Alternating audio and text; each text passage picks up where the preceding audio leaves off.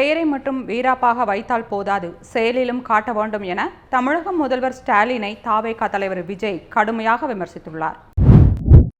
புலி மாதிரி விஜய் அமைதியாக செயல்பட்டு வரும் போது சம்பந்தமே இல்லாமல் ஒரு ஆடு வந்து தலையிடுகிறது என தமிழக பாஜக தலைவர் அண்ணாமலையை தாவேகா தேர்தல் பிரிவு மேலாண்மை பொதுச் செயலாளர் ஆதவ் அர்ஜுனா மறைமுகமாக விமர்சித்துள்ளார்.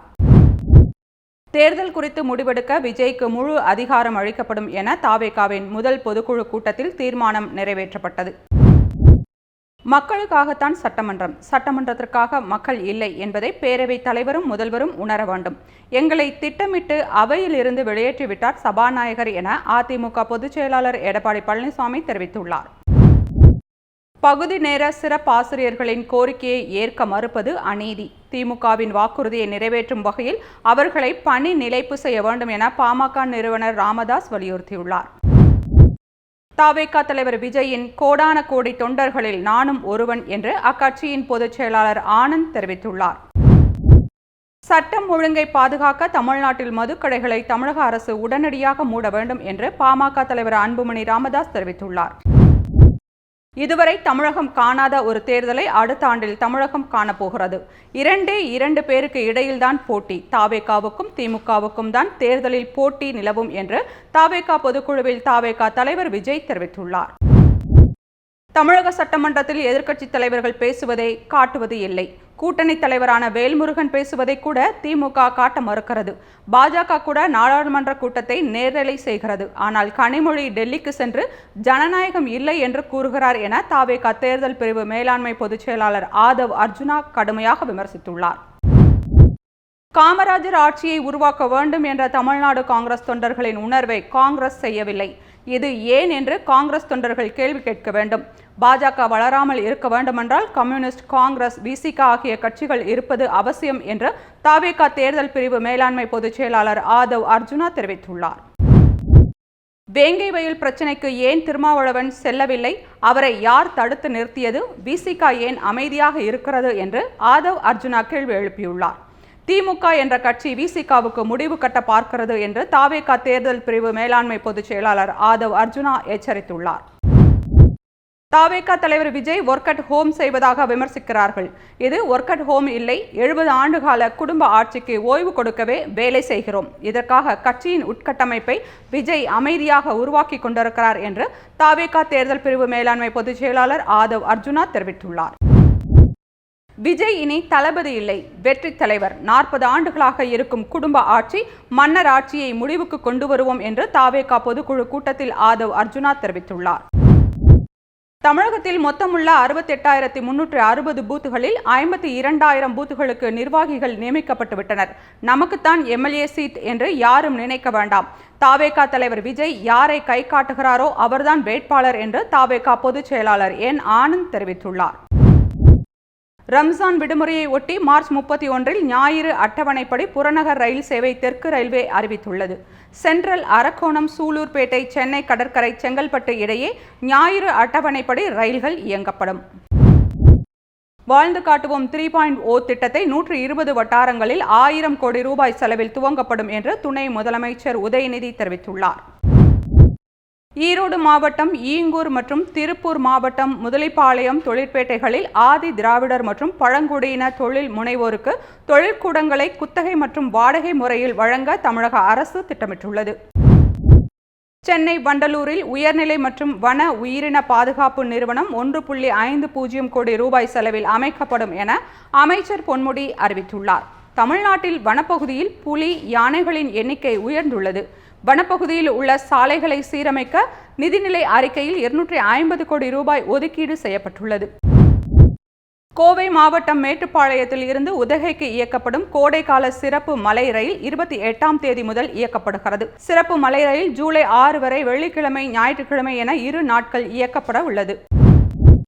மகாராஷ்டிரா துணை முதல்வர் ஏக்நாத் ஷிண்டே விவகாரத்தில் முன்ஜாமீன் கோரி நகைச்சுவை பேச்சாளர் குணால் கம்ராஜ் சென்னை உயர்நீதிமன்றத்தில் மனு தாக்கல் செய்துள்ளார். மகாராஷ்டிராவில் சிவசேனாவை உடைத்து பாஜக கூட்டணியில் இணைந்து ஏக்நாத் ஷிண்டே முதல்வரானதை நகைச்சுவை பேச்சாளர் குணால் கம்ராஜ் சமீபத்தில் விமர்சித்திருந்தது சர்ச்சையான நிலையில் முன்ஜாமீன் கோரி சென்னை உயர்நீதிமன்றத்தில் மனு தாக்கல். பெண் பயணிகளின் பாதுகாப்பை உறுதிப்படுத்தும் வகையில் முதற்கட்டமாக 47 இடங்களில் வாட்ஸ்அப் குழுக்களை தமிழக ரயில்வே போலீசார் தொடங்கியுள்ளனர். பெண் பயணிகளுக்கு ஏற்படும் தொந்தரவு, செல்போன் மற்றும் செயின் பறிப்பு போன்ற குற்ற சம்பவங்களில் ஈடுபடும் நபர்களை கண்டறிய இந்த வாட்ஸ்அப் குழு பயன்படும் என தெரிவிக்கப்பட்டுள்ளது. தமிழ்நாட்டில் திமுக, தாவேகா இடையேதான் போட்டி என்ற தாவேகா தலைவர் விஜயின் பேச்சுக்கு அதிமுக எதிர்ப்பு தெரிவித்துள்ளது. தமிழ்நாட்டில் எப்போதும் திமுக, அதிமுக இடையேதான் போட்டி என்று முன்னாள் அமைச்சர் ஜெயக்குமார் திட்டவட்டமாக தெரிவித்துள்ளார்.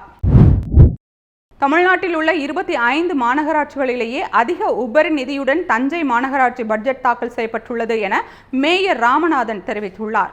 பெரிய கோவில் தேர் செல்லும் 4 வீதிகளிலும் புதிய சாலைகள் போடப்படும் என மேயர் ராமநாதன் அறிவித்துள்ளார். பட்ஜெட்டில் போட்டு அனைவரையும் அலறச் செய்தவர் முதல்வர் ஸ்டாலின் என சட்டமன்றத்தில் துணை முதல்வர் உதயநிதி தெரிவித்துள்ளார். கோத்தகிரியில் இரவு நேரத்தில் ஒற்றை பெரிய கரடி குடியிருப்பு பகுதியில் உலா வந்த சிசிடிவி கேமரா காட்சிகள் அப்பகுதியினரை அதிர்ச்சியில் ஆழ்த்தியுள்ளது. நீலகிரி மாவட்டம் கோத்தகிரி, அதன் சுற்றுவட்டார பகுதிகளில் சமீப காலமாக கரடிகளின் நடமாட்டம் அதிகரித்து காணப்பட்டு வருகிறது. குடியிருப்பு பகுதிகளில் உலா வரும் கரடியை உடனே கூண்டு வைத்து பிடித்து அடர்ந்த வனப்பகுதிக்குள் விட வேண்டும் என மக்கள் கோரிக்கை வைத்துள்ளனர். திருவண்ணாமலை மாவட்டத்தில் சட்டம் ஒழுங்கு நடவடிக்கைகள் தொடர்பாக கூடுதல் டிஜிபி டேவிட்சன் தேவ ஆசிர்வாதம் ஆய்வு நடத்தினார். அதையொட்டி திருவண்ணாமலை டவுன் ஏஎஸ்பி அலுவலகத்தில் ஆய்வுக் கூட்டம் நடந்தது. அதில் எஸ்பி சுதாகர், ஏஎஸ்பி சதீஷ்குமார் மற்றும் டிஎஸ்பிக்கள், இன்ஸ்பெக்டர்கள் உள்ளிட்டோர் பலர் கலந்து கொண்டனர். அதிமுக ஆட்சியில் ஏற்பட்ட கலவரங்கள் திமுக ஆட்சியில் ஏற்படவில்லை. தமிழ்நாட்டில் பொது அமைதி நிலவுகிறது என்று முதல்வர் ஸ்டாலின் தெரிவித்துள்ளார். மகளிர் உரிமை தொகை கோரி விரைவில் புதியவர்கள் விண்ணப்பிக்கலாம் என்று துணை முதல்வர் உதயநிதி தெரிவித்துள்ளார். மேலும் அவர் கடந்த 19 மாதங்களில் 21,000 கோடி ரூபாய் உரிமை தொகை வழங்கப்பட்டுள்ளது. 1.15 கோடி பேருக்கு மகளிர் உரிமை தொகை வழங்கப்பட்டு வருகிறது என்று தெரிவித்துள்ளார். விரைவில் அனைத்து மகளிர் சுய உதவிக்குழு உறுப்பினர்களுக்கும் அடையாள அட்டை வழங்கப்படும் என்று துணை முதல்வர் உதயநிதி தெரிவித்துள்ளார். கோடை விடுமுறையை ஒட்டி மும்பை, கன்னியாகுமரி இடையே சிறப்பு ரயில்கள் இயக்கப்படுகின்றன. மும்பை CSMTயில் இருந்து ஏப்ரல் 9ஆம் தேதி முதல் ஜூன் 25ஆம் தேதி வரை வாராந்திர சிறப்பு ரயில் புதன்கிழமை தோறும் அதிகாலை 12:30 மணிக்கு புறப்பட்டு மறுநாளான வியாழக்கிழமை மதியம் 1:15 மணிக்கு கன்னியாகுமரி சென்றடையும். மறுமார்க்கத்தில் கன்னியாகுமரியில் இருந்து மும்பை CSMTக்கு ஏப்ரல் 10ஆம் தேதி முதல் ஜூன் 26ஆம் தேதி வரையில் இயக்கப்படுகிறது என்று மத்திய ரயில்வே தெரிவித்துள்ளது. பொருளாதார வளர்ச்சியில் தமிழ்நாடு 2வது இடத்தில் உள்ளது என முதல்வர் ஸ்டாலின் தெரிவித்துள்ளார். இந்தியாவின் வளர்ச்சியில் தமிழ்நாடு முக்கிய பங்கு வகிக்கிறது. இந்தியாவில் அதிக எண்ணிக்கையிலான தொழிற்சாலைகள் தமிழ்நாட்டில் உள்ளன என்று முதல்வர் பெருமிதம் தெரிவித்துள்ளார். அமைச்சர் மா. சுப்பிரமணியன் மீதான நில அபகரிப்பு வழக்கை ரத்து செய்ய சென்னை உயர்நீதிமன்றம் மறுத்துள்ளது. சென்னை மேயராக இருந்த காலத்தில் போலி ஆவணங்கள் மூலம் மனைவி காஞ்சனா பெயருக்கு அப்போது மேயராகவும் இப்போது அமைச்சராகவும் இருக்கிற மா. சுப்பிரமணியன் மாற்றம் செய்ததாக வழக்கு தொடரப்பட்டது. கோவை LNT பைபாஸ் சாலையை தரம் உயர்த்தும் பணி துவங்கப்படுவதை முன்னிட்டு ஜூன் 1ஆம் தேதி LNT பைபாஸ் தேசிய நெடுஞ்சாலைத்துறை ஆணையம் வசம் ஒப்படைக்கப்பட உள்ளது. அரசியல் என்றால் என்ன? ஒவ்வொரு குடும்பமும் நல்லா வாழ வேண்டும் என்று நினைப்பது அரசியலா, இல்லை ஒரே ஒரு குடும்பம் மற்றும் தமிழ்நாட்டை சுரண்டி நல்லா வாழ்வது அரசியலா என்று தாவேகா தலைவர் விஜய் கேள்வி எழுப்பியுள்ளார். எல்லோருக்கும் நல்லது நடப்பதுதானே அரசியல், அதுதான் நம்ம அரசியல் என விஜய் தெரிவித்துள்ளார். மத்தியில் ஆளும் பாஜக ஆட்சியை ஒரு பாசிச ஆட்சி என்று அடிக்கடி அறிக்கைகள் கொடுத்துவிட்டு இங்கு நீங்கள் செய்யும் ஆட்சி மட்டும் என்ன என்று தாவேகா தலைவர் விஜய் கேள்வி எழுப்பியுள்ளார். பாஜக ஆட்சிக்கு கொஞ்சம் கூட குறைவில்லாத அதே பாசிச ஆட்சிதான் திமுக ஆட்சி என்றும் விஜய் விமர்சித்துள்ளார். ஒரு கட்சி தலைவனாக எனது கட்சி தொண்டர்களையும் என் நாட்டு மக்களையும் சந்திப்பதற்கும் பேசுவதற்கும் தடை போடுவதற்கு நீங்கள் யார் என்று தாவேகா தலைவர் விஜய் கேள்வி எழுப்பியுள்ளார். தடையை மீறி என் மக்களை பார்க்க வேண்டும் என்றால் சென்றே தீருவேன். சட்டத்தை மதிக்க வேண்டும் என்ற ஒரே காரணத்திற்காகத்தான் அமைதியாக இருக்கிறேன் என்று விஜய் தெரிவித்துள்ளார். தமிழக மண் பிளவுவாத சக்திகளுக்கு எதிரான மண், சகோதரத்துவ மண், சமய நல்லிணக்கத்தை பேணும் சமூக நீதிக்கான மண். இதை தாவேகா தொண்டர்கள் பாதுகாத்தே தீர வேண்டும் என்று தாவேகா தலைவர் விஜய் தெரிவித்துள்ளார். தமிழகத்தில் வரும் GSTயை சரியாக வாங்கிக் கொண்டு தமிழகத்திற்கு பட்ஜெட்டில் நிதி ஒதுக்கீடு செய்ய மாட்டேன் என்று மத்திய அரசு சொல்லுகிறது. தமிழக குழந்தைகளின் கல்விக்கு நிதி ஒதுக்கீடு செய்ய மத்திய அரசு மறுக்கிறது என்று தாவேகா தலைவர் விஜய் விமர்சித்துள்ளார். கூடுதல் சட்டக்கல்லூரிகளை தொடங்கினால் வழக்கறிஞர்களின் தொழில் வாய்ப்பு பாதிக்கும் என்று சட்டப்பேரவையில் அமைச்சர் ரகுபதி தெரிவித்துள்ளார். ஏப்ரல் 6ஆம் தேதி நடக்கவுள்ள பாம்பன் புதிய ரயில் பாலம் திறப்பு விழாவின் போது ராமேஸ்வரம் தாம்பரம் இடையே புதிய ரயில் சேவையையும் பிரதமர் மோடி தொடங்கி வைக்கிறார். மேலும் இந்த புதிய ரயிலுக்கு பாம்பன் எக்ஸ்பிரஸ் என பெயரிடப்பட்டுள்ளது. பாகிஸ்தானில் சிறுபான்மையினர் எவ்வாறு நடத்தப்படுகிறார்கள் என்பதை இந்தியா மிக நெருக்கமாக கண்காணித்து வருகிறது. சர்வதேச அளவில் அதை எடுத்துச் செல்வதாக நாடாளுமன்றத்தில் வெளியுறவு அமைச்சர் ஜெய்சங்கர் தெரிவித்துள்ளார்.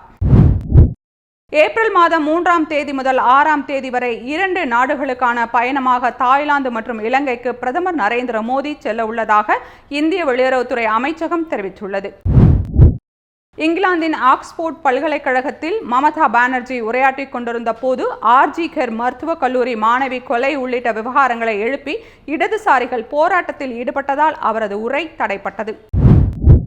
டெல்லியில் விளம்பர பலகை வைக்க அரசு நிதியை தவறாக பயன்படுத்தியதாக எழுந்துள்ள புகார் தொடர்பாக முன்னாள் முதல்வர் கெஜ்ரிவால் மீது வழக்கு பதிவு செய்யப்பட்டுள்ளதாக டெல்லி போலீசார் நீதிமன்றத்தில் தெரிவித்துள்ளனர்.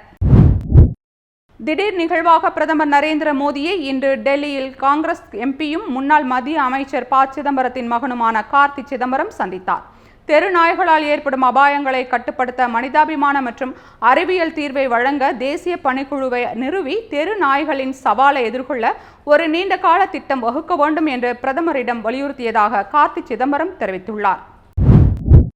பேச்சுக்கள் மீதான கட்டுப்பாடுகள் நியாயமானதாக இருக்க வேண்டுமே தவிர கற்பனையானதாக இருக்கக்கூடாது. ஆரோக்கியமான ஜனநாயகத்தில் எதிர்கருத்துக்களை பதில் கருத்துக்கள் மூலம்தான் எதிர்கொள்ள வேண்டுமே தவிர ஒடுக்குமுறை மூலம் அல்ல என உச்சநீதிமன்றம் தெரிவித்துள்ளது.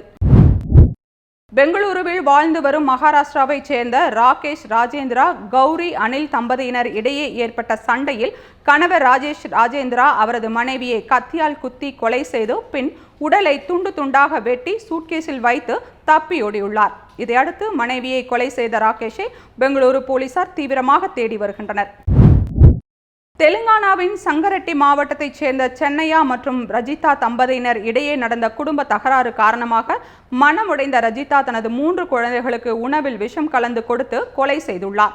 பின்னர் ரஜிதாவும் அதே விஷம் கலந்த உணவை உண்டு தற்கொலைக்கு முயற்சி செய்துள்ளார். பின்னர் தகவல் அறிந்து வந்த போலீசார் உயிருக்கு போராடி கொண்டிருந்த ரஜிதாவை மீட்டு மருத்துவமனைக்கு அனுப்பி வைத்தனர். அமெரிக்காவிற்கு எதிரான வரிகள் மேலும் அதிகரிக்கப்படும் என்று கனடா அறிவித்துள்ளது. கனடாவிற்கும் அமெரிக்காவிற்கும் இடையிலான ஆழமான பொருளாதார பாதுகாப்பு மற்றும் இராணுவ உறவுகளின் சகாப்தம் முடிந்துவிட்டது என்று ஏப்ரல் 2ஆம் தேதி முதல் அமெரிக்க பொருட்களுக்கு மேலும் வரி விதிக்கப்படும். வரி விதிப்பை எதிர்த்து போராடுவோம் என்று கனடா பிரதமர் கார்னி தெரிவித்துள்ளார். கூட்டணி தொடர்பாக பேச இன்னும் நிறைய காலம் உள்ளது என தமிழக பாஜக தலைவர் அண்ணாமலை பேட்டி. அதிமுக கூட்டணி குறித்த கேள்விக்கு தனக்கு தனிப்பட்ட கருத்துக்கள் எதுவும் இல்லை எனவும் பதில். திமுகவுக்கு எதிரியாக நிற்பது பாஜக தான். அதிகம் கைது செய்யப்பட்டவர்கள் பாஜகவினர் தான். 2026 தேர்தலில் திமுகவே பாஜகவின் எதிரி. திமுகவை ஆட்சியில் இருந்து நீக்குவதே நோக்கம் என டெல்லியில் செய்தியாளர்களை சந்தித்த தமிழக பாஜக தலைவர் அண்ணாமலை பேட்டி.